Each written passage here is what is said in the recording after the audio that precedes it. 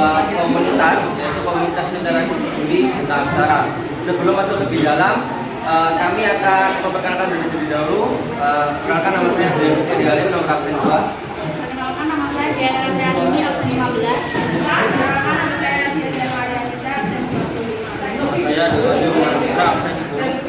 Langsung aja tanpa lama-lama kita akan masuk ke bab yang pertama adalah pendahuluan. Di pendahuluan ada 4 poin yang akan kita bahas. Yang pertama adalah latar belakang kenapa kita membahas komunitas ini. Yang kedua, tujuan kenapa kita membuat makalah mengenai komunitas ini, manfaat dari makalah ini atau hal yang kita lakukan, dan yang terakhir langsung ke rumusan masalah yang kita bahas di dalam presentasi kali ini. Yang pertama, untuk latar belakang dan tujuan akan dijelaskan oleh Nadia semua.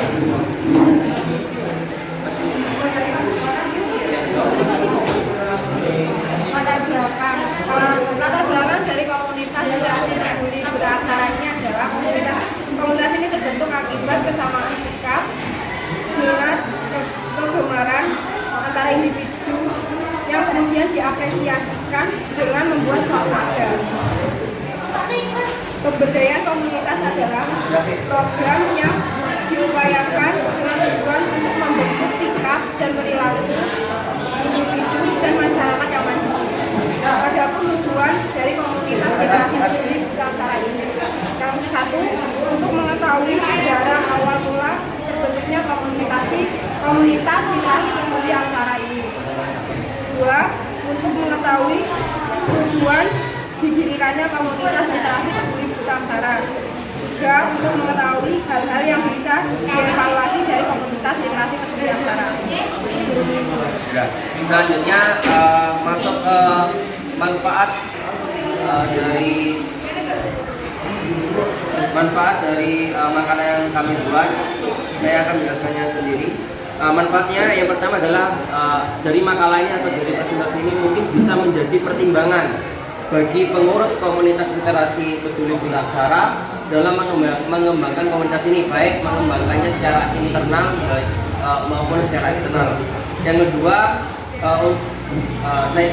diharapkan makalah ini atau penelitian ini dapat bermanfaat menginspirasi selain pengurus juga masyarakat lain mungkin bisa membentuk komunitas serupa atau komunitas semacamnya, sehingga semakin sedikit orang yang tidak bisa membaca atau buta aksara, malah lebih baik kalau semua orang, semua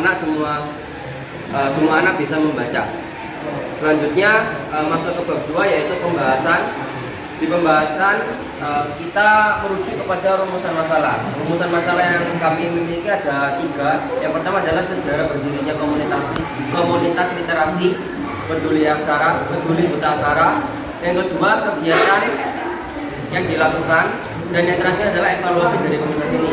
Untuk sejarah dan kegiatan dari komunitas ini akan dijelaskan oleh Diana. Sejarah berdirinya komunitas literasi peduli buta aksara adalah ada beberapa mahasiswa dari Universitas Muhammadiyah Jember atau UNMU Jember yang merasa prihatin karena minimnya pendidikan literasi di Kabupaten Jember, dan pada akhirnya pada tanggal 10 Maret 2018 mereka memiliki komunitas yang bernama Komunitas Literasi Peduli Buta Aksara, sehingga bisa meminimalisir untuk minimnya pembacaan dan pendidikan di Kabupaten Jember. Dan selanjutnya adalah kegiatan yang dilakukan oleh komunitas literasi peduli buta aksara. Kegiatan yang dilakukan oleh komunitas LPBA ini dilakukan setiap hari Selasa sore, yang berlokasi di Desa Cawok, Kecamatan Arjasa, Kabupaten Jember. Dalam sistem pembelajaran ini, pertama-tama para peserta didik diminta untuk literasi mandiri selama 15 menit sebelum pembelajaran dengan para kakak mahasiswa dimulai. Selanjutnya adalah rumusan masalah yang ketiga, yaitu evaluasi. Saya akan menjelaskan. Yang pertama ada 4 poin penting yang akan dievaluasi dari komunitas ini. Yang pertama adalah tujuan dari komunitas ini. Secara subjektif kami menilai tujuan dari komunitas ini cukup jelas dan cukup spesifik dan cukup mengarah ke hal yang khusus. Yang pertama adalah komunitas ini memiliki tujuan yaitu meningkatkan minat baca dengan memfasilitasi dan membuat ruang literasi yang berbasis lingkungan. Maksud dari berbasis lingkungan yang tentunya adalah pembelajaran dilakukan secara outdoor. Terus yang kedua adalah tentang instrumen yang digunakan. Untuk instrumen yang digunakan oleh komunitas ini memang cukup sederhana dan belum tersistematis. Maksudnya belum tersistematis, mereka hanya mengajarkannya secara belak-belakan tanpa ada textbook yang harus para pengajar atau para mahasiswa atau relawan yang harus diberikan secara sistematis seperti kurikulum yang berada di sekolah-sekolah. Jadi instrumennya cukup sederhana tapi masih bisa dipakai, cuman kurang sistematis. Yang ketiga adalah terkait gambaran jelas tentang perubahan perilaku dan penerima manfaat.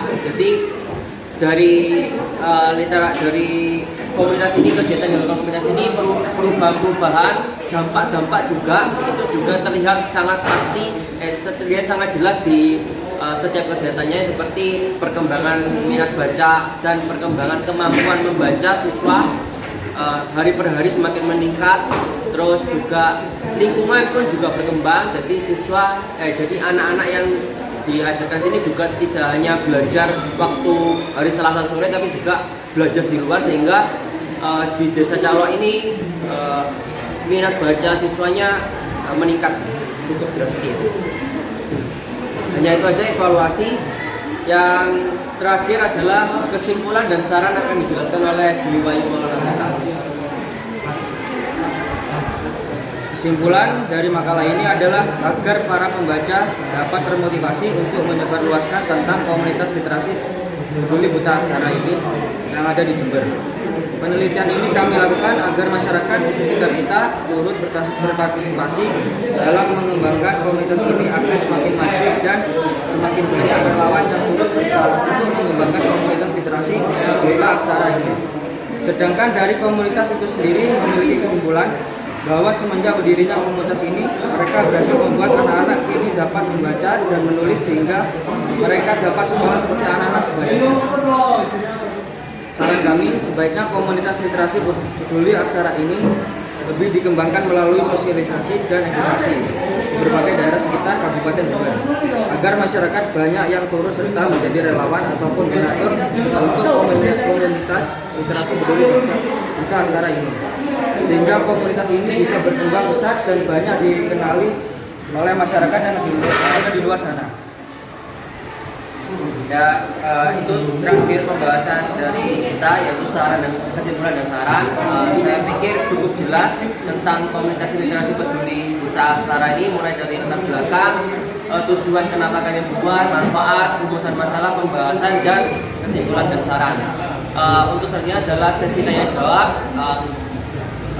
Untuk beberapa pertanyaannya nanti akan menunggu berita dari Bu Luis. Bisa komen atau bisa tulis pertanyaan di WA ataupun di kolom komentar. Terima kasih.